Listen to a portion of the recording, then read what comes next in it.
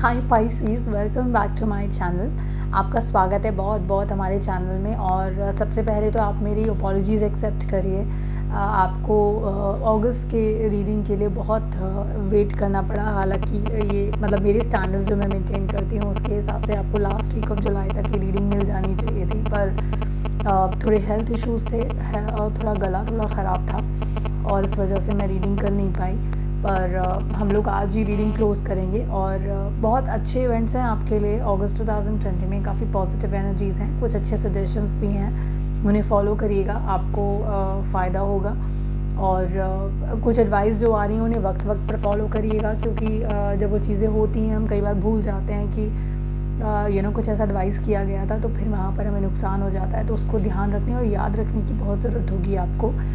इससे पहले कि हम आगे बढ़ें, अपने व्यूअर्स के साथ हम शेयर कर देते हैं कॉन्टैक्ट नंबर्स जो हैं ब्लॉसम लाइफ टैरो के। तो अपनी कंसल्टेशन के लिए रीच आउट कर सकते हैं मुझे 91 इंडिया कोड पर, और कॉन्टैक्ट नंबर है 8448901791। आप मुझे ईमेल कर सकते हैं blossomlifetarot@gmail.com पर, और उसके अलावा आप मेरी वेबसाइट विज़िट कर सकते हैं which is www.blossomlifetarot.com।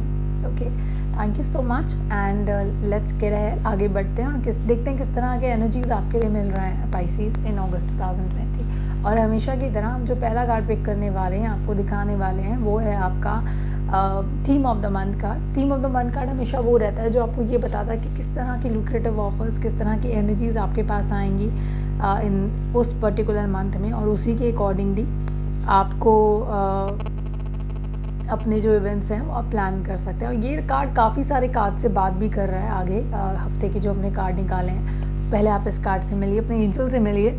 She is the temptation angel.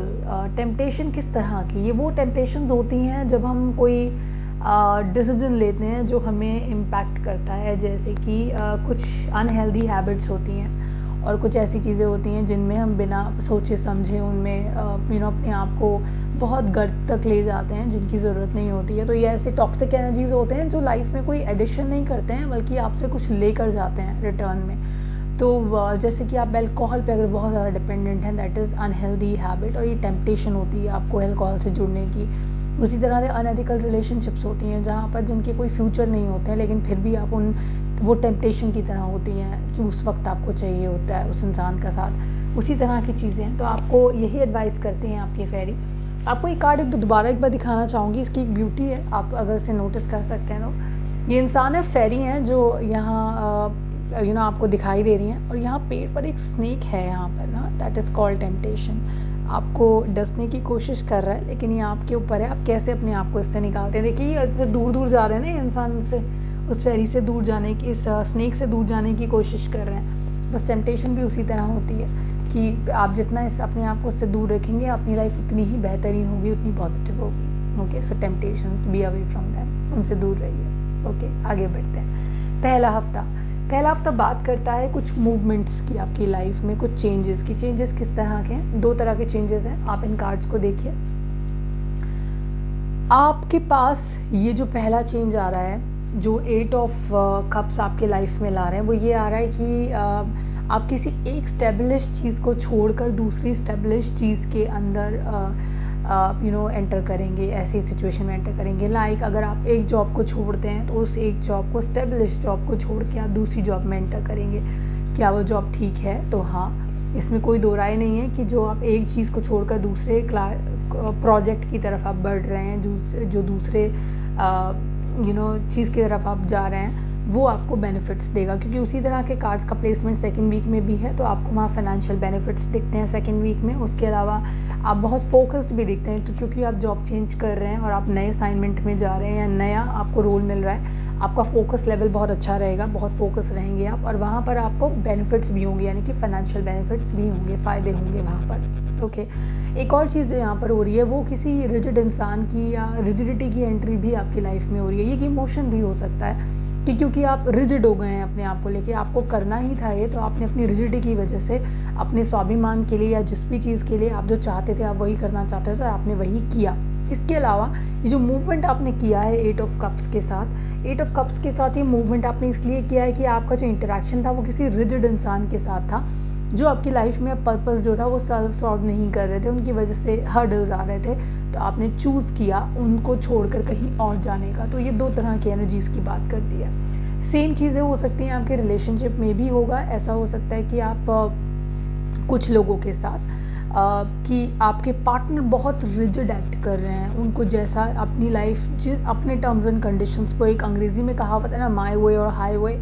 सो यहाँ पर वही हो रहा है आपके साथ कि या तो उनके हिसाब से चलिए या फिर देख लीजिए आपको क्या करना है। तो उस सिचुएशन से भी आप एक स्टेप अहेड जा रहे हैं। लेकिन चाहे वर्क रिलेटेड सिचुएशन है, चाहे ये इमोशनल सिचुएशन है, रिलेशनशिप रिलेटेड सिचुएशन है, उसमें भी आपको फ़ायदा ही होगा। तो आपको बेनिफिट्स मिल रहे हैं, आपको कोई कड़वा एक्सपीरियंस नहीं होगा, कोई बिटर मेमोरीज़ वाला सीन नहीं होगा, एमिकेबल तरीके से आप अलग हो जाएंगे, डिसाइड कर चुके होंगे। एक और चीज़ जो मैं आपको यहाँ बताना चाहूँगी, मैंने आपके लिए एक स्पेसिफिक कार्ड जो पुल किया था वो था आपका रिलेशनशिप कार्ड था, और ये रिलेशनशिप कार्ड को टेम्पटेशन कार्ड से थोड़ा सा एसोसिएट करके बोल रहा है। इस चीज़ को याद रखिएगा कि अगर आपने कोई शॉर्ट टर्म रिलेशनशिप अभी स्टार्ट की है, अभी हुई ही है स्टार्ट, और आपको वो इंसान अच्छे लगने लगे हैं, मेरा आपको सजेशन ये रहेगा कि उनको एनालाइज करिए, थोड़ा वक्त परखिए उनको, और परखने के बाद मे बी शायद 3-4 महीने बाद या सितंबर, अक्टूबर, नवंबर तक जाते जाते उस रिलेशनशिप की सीरियसनेस के बारे में सोचिएगा। क्योंकि अभी ये मंथ ऐसा नहीं है कि आप सब छोड़ छाड़ के उनके पीछे लग जाएं और उनसे एक्सपेक्टेशंस बांध लें कि शादी होगी या आगे बढ़ेंगे या किसी तरह का आपका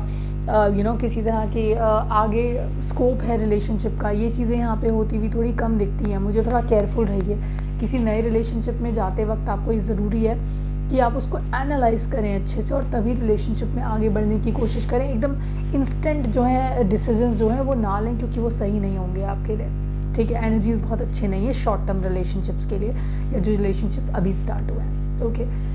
दूसरी चीज़ एक और जो आती है आपके लिए, वो इन्हीं एनर्जीज़ के साथ, इस मूवमेंट के साथ, जो आप एक जगह से दूसरी जगह मूव कर रहे हैं, थर्ड वीक में जो है कोई भी तरह की डिसीजन मेकिंग मत करिएगा।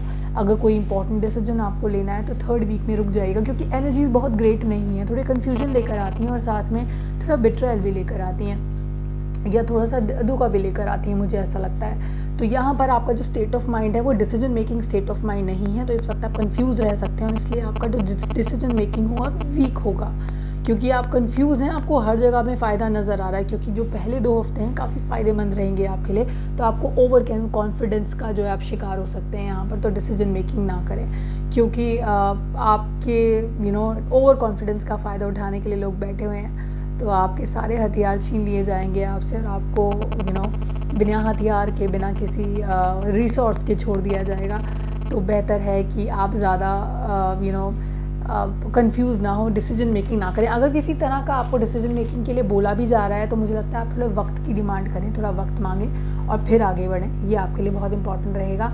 और ऐसा हो सकता है आपके बॉस आपको बहुत सारा काम एक साथ में दे दें और आप एकदम से बोले कि हाँ मैं कर सकता हूँ, लेकिन उसके बाद जब आप एक्सेप्ट कर लें तो आपको बोला जाए कि आपको लिमिटेड रिसोर्स में काम करना पड़ेगा, या आपको इतने से सॉस नहीं मिलेंगे, आपको उसमें से half cut man power cut करना पड़ेगा। तो वहाँ थोड़े केयरफुल रहिएगा।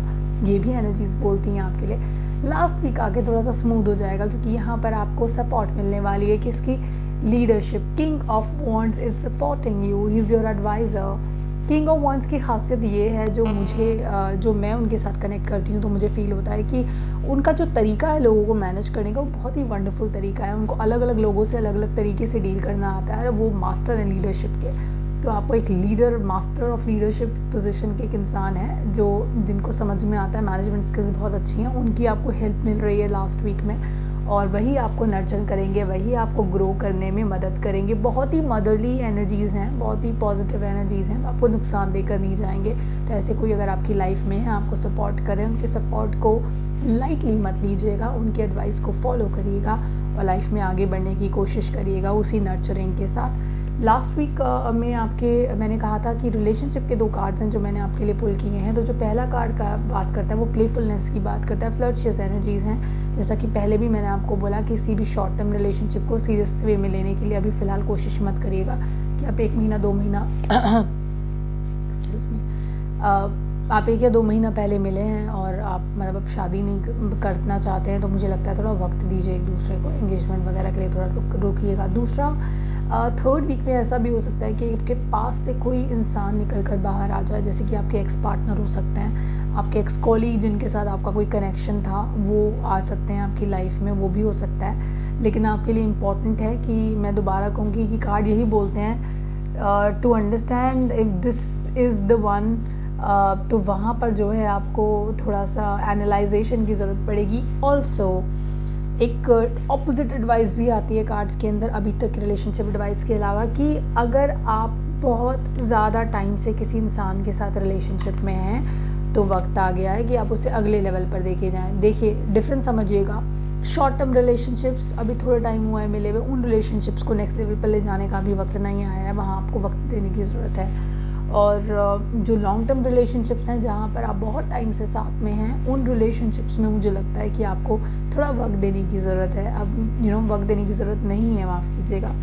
और अब आप जो है खुलकर बोल सकते हैं that I love you and then you can move ahead in life. और आप आगे का सोच सकते हैं, आगे शादी कर सकते हैं, या जो भी आगे प्लान है एंगेजमेंट वगैरह के, आप वो कर सकते हैं। आप फैमिली से इंट्रोड्यूस कराना चाहें वो भी कर सकते हैं। उन लोगों के लिए कार्ड्स बहुत अच्छे हैं। तो लॉन्ग टर्म रिलेशनशिप में ऑलरेडी जो लोग हैं उनके लिए पॉजिटिव कार्ड्स हैं बहुत ज़्यादा, so you can feel happy about it. अच्छे वाइब्रेशंस हैं आपके लिए। और इसके अलावा अपने आप को शील्ड करके रखिए किन से, नेगेटिव लोगों से, नेगेटिव एनर्जी से। किसी तरह के वर्बल डिस्प्यूट में मत पड़िएगा, किसी तरह के हार्श एक्सचेंज ऑफ कम्युनिकेशन में मत पड़िएगा। कोशिश करिए अपने आप को प्रोटेक्ट करने की, वहाँ पर सेव करिए अपने आप को ऐसे आर्ग्यूमेंट से। अगस्त का मंथ आपके लिए प्रोडक्टिव मंथ है, बशर्ता आप पूरा फोकस करें अपने ऊपर, और फोकस इस तरह से भी करें कि आप किसी तरह की अनप्रोडक्टिव चीज़ों में ना पड़ें। जो लोग आपको सपोर्ट करना चाहते हैं, आपको ग्रोथ देना चाहते हैं, आपके ग्रोथ में कंट्रीब्यूट करना चाहते हैं, उनका फ़ायदा उठाएं, आगे बढ़ें लाइफ में उनके साथ। और यूनिवर्स कार्ड आपको क्या बोल रहे हैं ये भी देख लेते हैं। It says Joy is the ultimate creator. खुश रहिए, खुशी से बहुत सारी चीज़ें बनती चली जाती हैं, और अगर दुखी रहेंगे तो चीज़ें ख़राब होती भी चली जाती हैं, तो ये भी आपके लिए ज़रूरी है। And the other thing which is here, the key to prayer is to forget what I think I need. मुझे क्या चाहिए भूल कर ज़रा भगवान जो आपको देना चाहते हैं उस पर थोड़ा फोकस करिए। कई बार नेचुरल चीज़ें जो होती हैं वो ज़्यादा अच्छी होती हैं, और ज़्यादा जिन चीज़ों के लिए आप फोर्स करते हैं, फोर्स की हुई चीज़ें ज़्यादा अच्छी नहीं होती हैं पाइसेस। सो अपना ध्यान रखिए प्लीज़, अपने परिवार का ध्यान रखिए, खुश रहिए, पॉजिटिविटी स्प्रेड करिए, और जुड़े रहिए हमसे। ब्लॉसम लाइफ टैरो को एक बड़ी फैमिली बनाने में कंट्रीब्यूट करिए। अपने फ्रेंड्स और फैमिली के साथ चैनल लिंक शेयर करिए और उन्हें जुड़ने के लिए बोलिए। आई होप हम आपके एक्सपेक्टेशंस पर जिस तरह अब तक खरे उतरे हैं आगे भी उतरते रहेंगे, और आप हमसे जुड़ते रहेंगे। आप मुझे रीच आउट कर सकते हैं अपनी पर्सनलाइज रीडिंग्स के लिए। हम लोग पर्सनलाइज रीडिंग स्टार्टिंग फ्रॉम 11 अगस्त फिर से स्टार्ट कर रहे हैं। सो 10th तक हम लोग कोई पर्सनलाइज रीडिंग्स नहीं करेंगे, 11 अगस्त से स्टार्ट कर रहे हैं। तो प्लीज़ आप जुड़िए हमसे। अपना ध्यान रखिए, अपने परिवार का ध्यान रखिए, खुश रहिए, and God bless you all. भगवान आप सभी की रक्षा करें।